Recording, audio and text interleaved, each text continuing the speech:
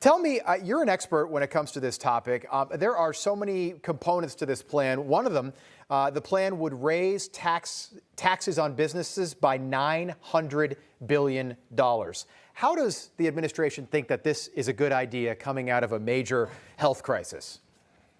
I don't know how they think it's a good idea, but it's going to raise taxes not only on business, but small business.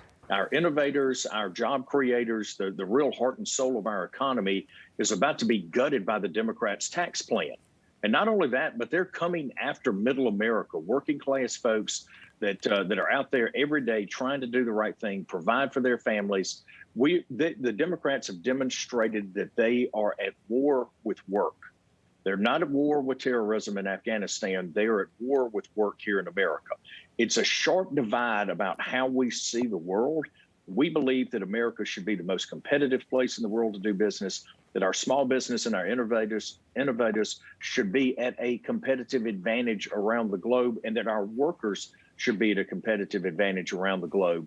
Democrats see it differently. Congressman, we had one of your colleagues, Ashley Hinson, on the program earlier this morning. I made a list just talking about inflation, where we are right now. Car rental prices up 73%. Gas is up 98%. This is all year over year. Hotel prices, if you want to take your family to Disney or just a weekend away, the cost of a hotel room is 24% more expensive today than it was 1 year ago. And milk is up 8%. People are paying more for everything across the board.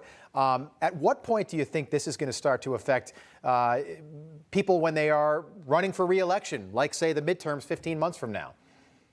Oh, listen, I think it's most importantly, when is it affecting American families? And it's already happening. Yeah. When it affects politicians is when they see that their policies are failing America, and when Americans put their foot down and say no more. That is already beginning to happen. We know that inflation is a tax on every single person, and American families are feeling this at the grocery store, whether it's buying groceries, whether it's milk, meat, eggs, and for the administration to continue to call this transitory is laughable.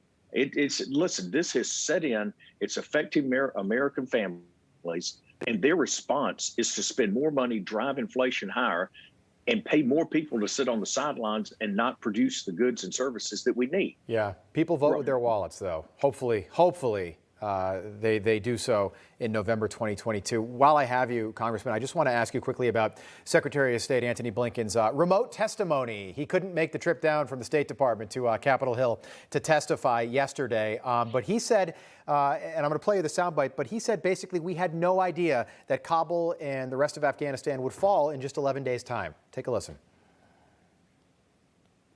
Even the most pessimistic assessments did not predict that government forces in Kabul would collapse while U.S. forces remained.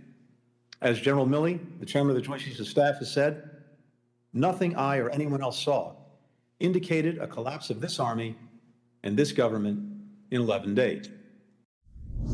Is that a lie? Because we know that President Biden spoke with the then president of Afghanistan in July and tried to strong-arm him into changing the messaging around the preparedness of the Afghan army to fight the Taliban. Blissful ignorance is no excuse for leaving Americans in the hands of terrorists and leaving the Taliban $80 billion worth of military equipment. The Secretary of State is being disingenuous not only with Congress, but with the American people. And if he did not know this, shame on him. He is either completely living in a bubble or he is lying.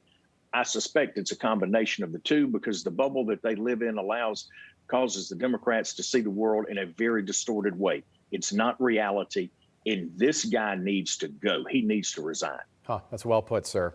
Congressman Drew Ferguson, good to see you again. Thanks so much for coming on. We appreciate the expertise. Thanks, Rob. Glad to be with you. All right. Hey, I'm Rob Finnerty. Thanks for watching. If you enjoyed this video, please join the conversation in the comments below. Don't forget to subscribe, too. Hit the bell icon to be alerted to breaking news. And remember, there's a whole lot more on Newsmax TV, America's fastest growing cable news network. Newsmax TV, where real news for real people.